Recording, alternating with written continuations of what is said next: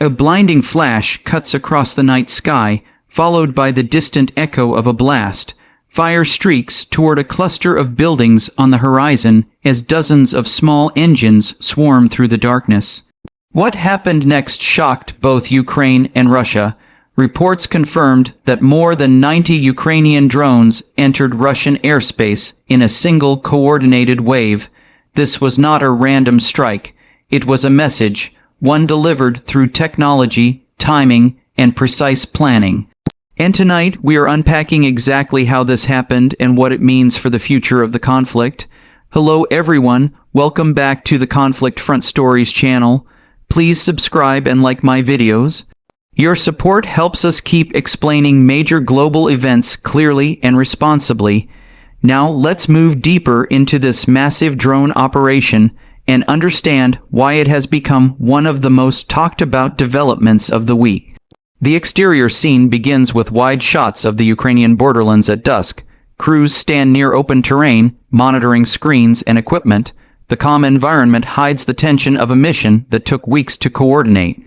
Engineers, analysts, and military teams have been working together to solve a challenge that many countries still struggle with: how to break through layered air defenses without risking pilots or expensive aircraft. The answer, for Ukraine, increasingly lies in drones, not just one or two, but large swarms meant to overwhelm radar, confuse interceptors, and push deep into distant areas normally considered safe. From the outside, the drones look simple. Light frames, small propellers, long wings, and compact engines buzzing like angry insects. But their simplicity is also their strength. They are cheap to build, hard to detect, and easy to replace. Most importantly, they can be launched in massive numbers at once.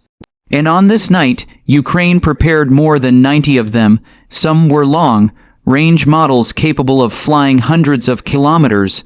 Others were smaller types designed to follow behind the main group, acting as decoys, distractions, or pinpoint attackers once other defenses had been triggered. The interior sequence shifts into a small control room. Screens glow softly, showing maps, coordinates, and aerial views. Operators whisper last-minute checks. A commander steps forward, studying the wind direction and weather forecasts. Every detail matters. If the air currents are too strong, the drones could drift off course. If visibility is poor, Russian defenses might rely more heavily on automated systems. The timing of each drone launch must match the predicted moments when radars overlap or refocus. The interior paragraph is short, but the pressure inside the room is heavy. They know that dozens of lives and millions of dollars worth of enemy infrastructure may be affected by the decisions made in the next few minutes. The exterior scene returns as the countdown begins. At 0, the first wave of drones lifts into the air. Their engines create a sound like a distant swarm of bees, gradually rising as more units join the group. In the darkness, their navigation lights blink faintly, barely visible against the vast landscape. They fly low at first, staying beneath radar detection lines. Sensors constantly adjust their altitude to hug the terrain. The plan is not just to cross the border, but to travel deep into multiple Russian regions simultaneously, striking fuel depots, industrial facilities, and communication centers. Inside the control room, updates appear on the monitors. A line operator quietly says that the formation remains intact. Another points out that the Russian early warning radar grid has not yet detected the swarm. Ukraine has learned a lot from earlier strikes, studying the response times and weaknesses in Russia's defensive systems. Even though Russia has one of the largest air defense networks in the world, no system is perfect, especially when confronted by large numbers of small, unpredictable targets. This is why drone warfare has become so influential. It changes the balance between cost and capability. A single advanced missile defense battery can be forced to fire expensive interceptors worth millions of dollars to shoot down drones that cost a tiny fraction of that price. The exterior view shows the drones spreading out, each following a pre-programmed path. Some travel toward oil refineries, others toward military warehouses, and others toward logistical supply hubs. Russia monitors unusual activity in its skies and air. Defense crews scramble to respond. Sirens sound in multiple regions. Searchlights begin scanning the sky. Soldiers rush toward launching platforms, preparing anti-aircraft missiles and mobile gun systems. The tension rises as the drones get closer. Inside one of the Russian control centers, which we describe without identifying individuals, officers monitor radar screens. They notice several small signals approaching from different directions. They assume at first it may be a normal false reading or birds, but within seconds the number of signals multiplies. It becomes clear that this is not a random occurrence. A large drone attack is underway. Operators begin coordinating responses between different batteries. They issue alerts to local authorities, and missile crews receive firing orders. In the exterior scene, the first Russian interceptors streak into the sky. As the missiles fly upward, some drones are destroyed. Flashes mark the interceptions, but the wave is too large for all targets to be hit. Many drones evade the interceptors through irregular movement, or because nearby systems have already been engaged and need time to reload. The defenders cannot focus on all directions at once. This is the core advantage of a swarm. It forces the enemy to split attention across wide areas. Even powerful defense systems are not built to handle so many incoming objects simultaneously. Interior footage returns briefly to the Ukrainian monitoring team. They track how many drones survive each interception attempt. The commander nods as he learns that a significant majority have bypassed the first defensive lines. They also see Russian missile batteries running low on ammunition. Some electronic warfare systems activate on the Russian side, trying to jam the incoming drones. A few aircraft lose their communication link, but most continue following their preset navigation programs, unaffected by jamming attempts. The exterior scene transitions to Russian industrial regions. Night workers, unaware of what is approaching, continue operating machinery. Cameras in the area capture the faint buzz of engines before the first impacts occur. We do not describe anything graphic. Instead, we focus on the shock and confusion as bright flashes illuminate the sky. Several facilities report fires, while others report only minor damage or near misses. Emergency responders move quickly, establishing perimeter control and assessing damage levels. Russian officials later confirm that storage sites, fuel tanks, and communication centers were among the targeted areas. Inside a Ukrainian analysis room, specialists examine satellite images and intelligence reports. They review which targets were hit and which ones survived the attack. The short interior scene reveals their calculations. They did not expect all drones to reach their targets, but the number that did is considered a significant success. They also study the patterns in Russian responses to learn how to improve future missions. The exterior focus shifts to experts and analysts around the world discussing the event. Many emphasize that drone swarms are becoming a transformative tool in modern warfare. They are inexpensive, fast to produce, and adaptable. Countries with fewer traditional resources can still compete technologically by using drones creatively. The attack also demonstrates the vulnerability of any large nation that relies on widespread infrastructure. You cannot defend every structure, pipeline, or depot simultaneously, especially when drones can approach from many angles. The interior scene moves to a quiet interview room where Ukrainian engineers describe how they modified drones to travel longer distances. They mention adjustments to fuel tanks, lightweight materials, and high-efficiency engines. They explain how navigation systems were upgraded to avoid jamming and how onboard software was improved to make drones more autonomous in case communication is lost. The paragraph remains short, showing only the technical side without revealing sensitive details. The exterior perspective now shifts to Russian officials responding publicly.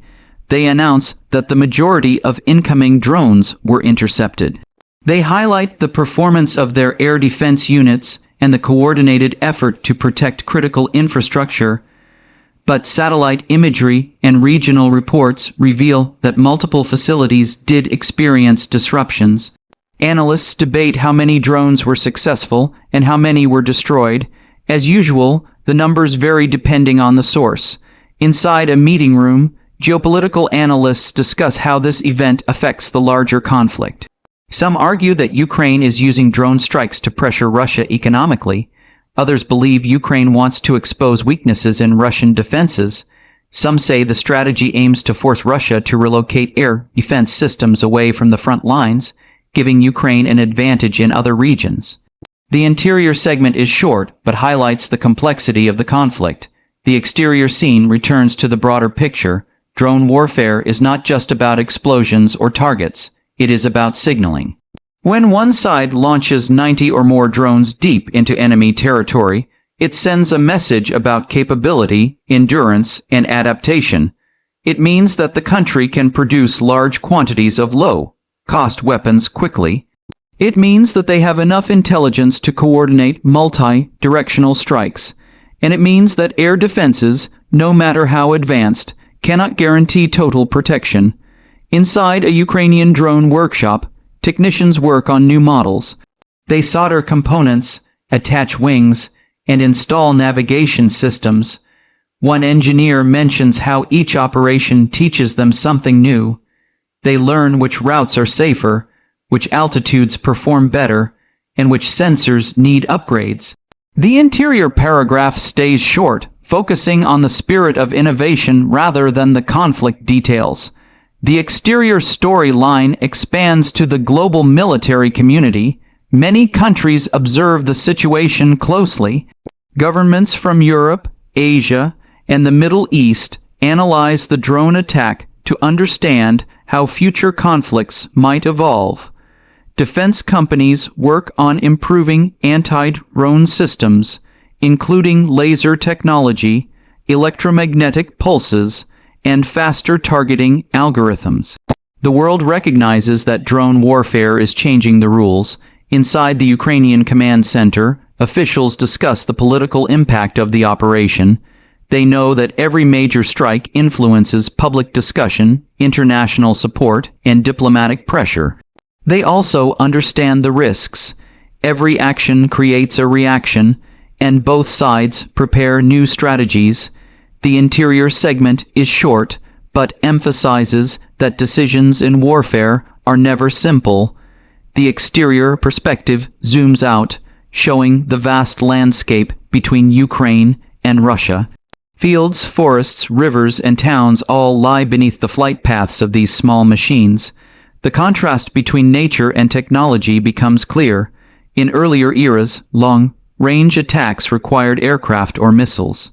Today, small drones can travel across hundreds of kilometers, carrying small payloads but creating large strategic effects. Inside a research center, security experts discuss whether drone warfare will replace traditional airstrikes. Many say it will not replace them entirely, but it will reshape how countries invest in defense. Instead of building only large, expensive systems, militaries will need layered protection that can handle both high-end threats and inexpensive swarms. The paragraph remains short, summarizing expert views. The exterior storyline returns to Russia's response. Crews continue extinguishing fires, securing facilities, and repairing power lines or damaged structures. Government representatives promise stronger defense measures. They announce new radar installations, improved drone detection systems, and faster communication between regional defense units. But analysts point out that even with improvements, no nation can protect every site from large drone swarms. Inside the Ukrainian planning office, teams consider the next steps. They examine how the drones performed, which routes were the most effective, and which targets were the most vulnerable. They also consider alternatives. Should future attacks use even larger swarms? Should they launch from different angles? Should they combine drones with electronic warfare support? The interior description is short but highlights strategic thinking. The exterior view transitions to everyday people reacting to the event. Some express fear about the escalation. Others see it as an example of modern tactics. Media outlets debate the consequences. Some countries issue statements urging restraint, while others emphasize the right to defend national territory. The world watches as each new drone strike becomes part of a broader narrative. Inside an international policy room, diplomats discuss how these attacks affect negotiations and ceasefire possibilities. They explore whether technology like drones makes conflicts harder to resolve by increasing the ability to strike from afar.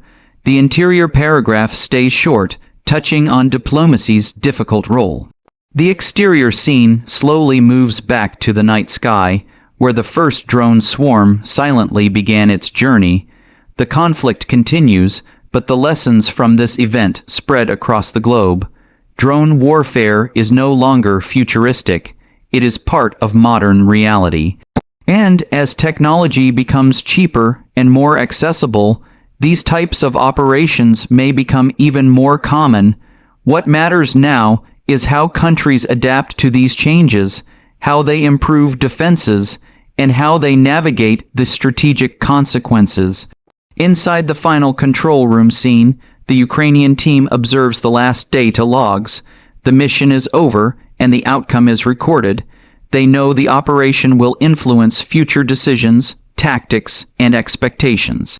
The interior paragraph remains short, reflecting a quiet, thoughtful atmosphere rather than dramatic action. The exterior conclusion brings the viewer back to the global perspective. This drone attack represents not only a tactical operation, but also a broader shift in military strategy. It shows the power of innovation, the risks of escalation, and the evolving nature of warfare in the 21st century. As nations continue to develop new technologies, the balance between offense and defense will constantly shift. Drone swarms, artificial intelligence, autonomous navigation, and advanced sensors all play a role, and as long as conflicts continue, these tools will shape events on the ground and in the air. This event may be just one chapter in a long and difficult conflict, but it highlights the importance of adaptation and understanding. By analyzing how these operations unfold, we can better comprehend their implications and the challenges that come with them. Thank you for watching this detailed explanation of Ukraine's 90+ drone strike on Russian territory. If you found this review informative and balanced, please subscribe to the Conflict Front Stories channel and like the video. Your support helps us keep creating clear, responsible breakdowns of global events. Stay safe, stay informed, and I'll see you in the next video.